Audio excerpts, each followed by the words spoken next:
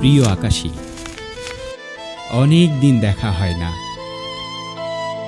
তবুও অদ্ভুতভাবে তুমি আমার প্রতিদিনের ভেতরেই আছো, হয়তো কোনো নিঃশব্দ আলো হয়ে, হয়তো কোনো অদেখা অনুভূতি হয়ে।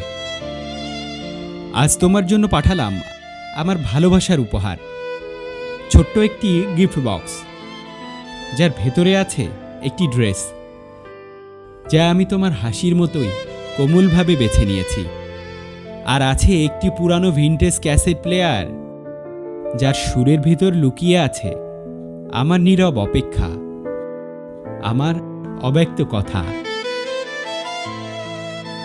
আকাশী, অপেক্ষা দীর্ঘ, কিন্তু মিলন আরও সুন্দর। ইনশাল্লাহ খুব শীঘ্রই আমাদের দেখা হবে। সুন্দর এই দেশে দাঁড়িয়ে তোমাকে ভালোবেসে এই উপহার পাঠালাম। তোমারই রোদ।